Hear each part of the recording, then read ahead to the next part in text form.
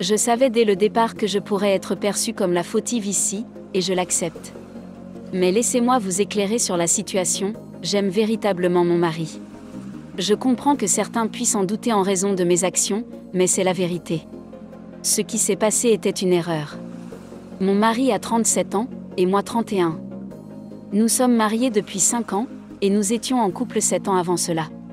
Nous essayons de fonder une famille depuis 2 ans. Pendant ce temps, j'ai fait 2 fausses couches. L'une d'elles m'a amené à réduire mes heures de travail à cause de la dépression.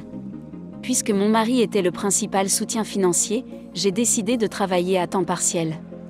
Nous avons consulté le médecin à plusieurs reprises. Ils n'ont rien trouvé d'anormal chez aucun de nous et nous ont conseillé de continuer d'essayer. Cependant, au lieu de redoubler d'efforts, mon mari est devenu frustré et a perdu tout intérêt à initier l'intimité à cause de cette frustration. Notre vie sexuelle a décliné au lieu de s'améliorer, ce qui a commencé à causer des tensions dans notre mariage. Il a refusé d'aller à une thérapie de couple. Sa façon de gérer les conflits est de les ignorer et d'espérer qu'ils disparaîtront, mais cela ne fonctionne pas. Il n'aime pas discuter des problèmes. J'ai essayé de l'encourager à aller à une thérapie de couple pour que nous puissions discuter de tout cela, mais il estime que c'est une perte d'argent. Avec le temps, je me suis rapprochée d'un ami commun qui venait de se séparer de sa femme. Il a la fin de la trentaine et est plus âgé que moi, alors je pensais que je pouvais me confier à lui sur mes problèmes de mariage. Nous sommes devenus trop à l'aise l'un avec l'autre, à tel point qu'il venait chez moi quand mon mari n'était pas là. Un jour, alors que j'étais chez lui, il a fait le premier pas et j'ai cédé, ce qui a conduit à une liaison. Pendant cette liaison, j'avais l'impression que mon mari suspectait quelque chose et je voulais y mettre fin. Cependant, mon amant m'attirait constamment vers lui, principalement parce que j'avais besoin de l'attention émotionnelle que mon mari ne me donnait pas. J'avais l'impression qu'entretenir une relation physique avec mon amant était une façon de le remercier pour le soutien émotionnel qu'il m'a apporté pendant une période difficile dans mon mariage. Mon mari a toujours été financièrement prospère grâce à son travail acharné. Il est parti de rien et a réussi à bien gagner sa vie grâce à son travail acharné. Il possédait 8 biens immobiliers en location qu'il gérait lui-même, en plus d'une autre activité en parallèle à son travail régulier, ce qui l'occupait énormément. Cela lui permettait facilement de se plonger dans son travail et de ne pas prêter beaucoup d'attention à ce qui se passait à la maison. À un moment donné, nous avons décidé qu'il nous fallait trouver une autre manière d'avoir un bébé, car notre couple souffrait à cause de cette situation. J'ai alors choisi de mettre fin à ma liaison avec notre ami commun.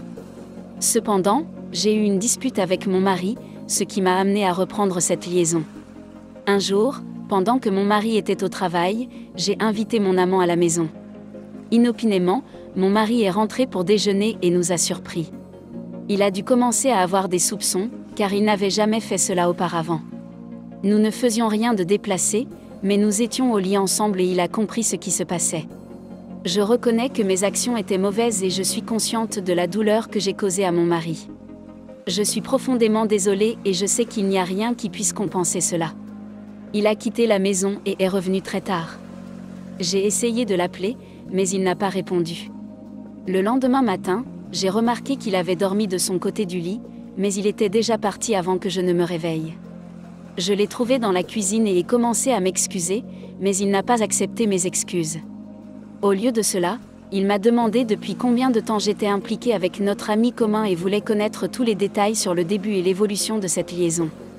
Une fois qu'il a eu assez d'informations, il a dit que cela suffisait et il est parti.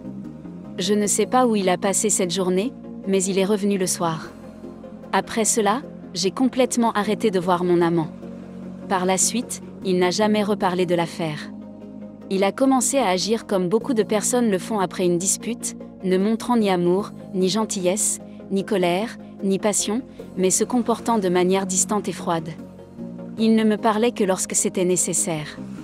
Pour notre anniversaire, j'ai pensé qu'il attendait peut-être la fin de cette journée pour parler de divorce.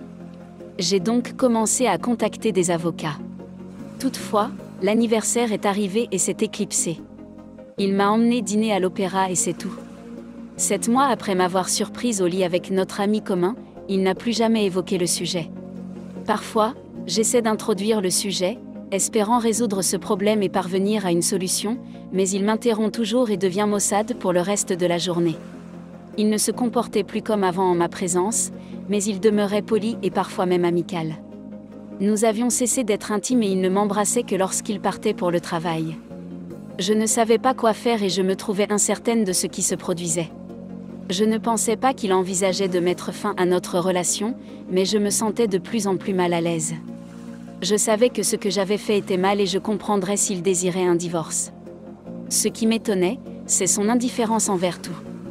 Je ne sais pas s'il m'aime encore.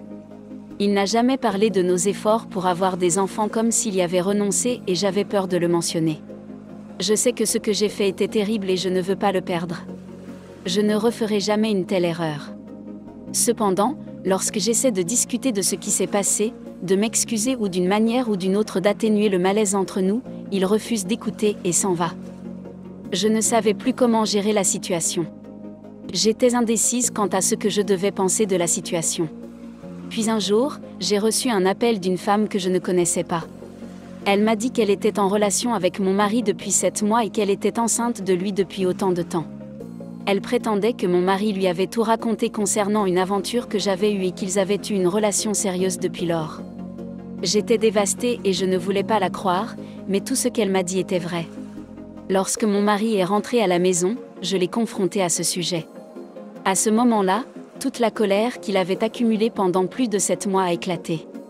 Je lui ai demandé pourquoi il n'avait pas choisi de me divorcer plutôt que d'avoir une liaison. Il prétendait qu'il n'avait pas eu le courage de me le dire, mais j'ai découvert plus tard que c'était un mensonge. Malgré tout, je me suis toujours reproché son aventure car je pensais être à l'origine de son commencement. Je lui ai demandé de choisir entre l'autre femme et moi. Il a hésité, affirmant que cela serait difficile car elle portait son enfant. Je lui ai précisé que ce n'était pas de l'enfant dont je parlais, mais d'elle. Finalement, il m'a rassurée en assurant qu'il me choisissait. Cependant, à cette époque, les choses ne me paraissaient pas correctes et je n'avais guère confiance en lui. J'ai alors pris la décision d'engager un détective privé pour en apprendre davantage sur cette femme. J'ai découvert qu'elle était étudiante en soins infirmiers et qu'elle avait 11 ans de moins que moi. Son université était proche de son lieu de travail, c'est probablement ainsi qu'ils s'étaient rencontrés. Mon détective privé avait pris des photos d'eux déjeunant pendant ses pauses et assistant à la plupart de ses rendez-vous médicaux. Il la traitait comme il me traitait à l'époque où tout allait bien dans notre relation. Voir ces photos m'a convaincu que notre mariage était terminé et qu'il n'y avait plus de raison de continuer. Même si j'étais prête à donner une nouvelle chance à notre mariage, nous ressemblions plus à des colocataires qu'à autre chose. J'ai donc décidé d'engager un avocat, seulement pour découvrir que mon mari en avait engagé un 7 mois avant moi.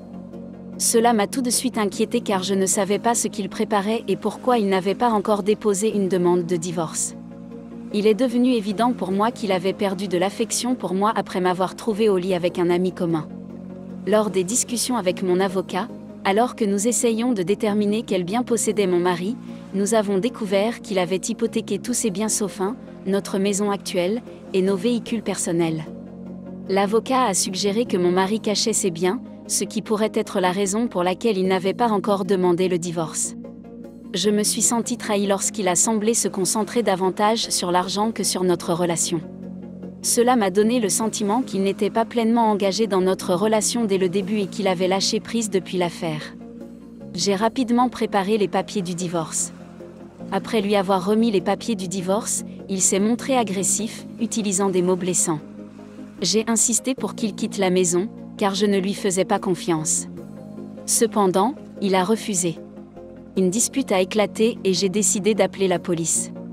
Lorsque les forces de l'ordre sont arrivées, j'ai expliqué que je voulais qu'il quitte la maison étant donné qu'il m'avait agressé.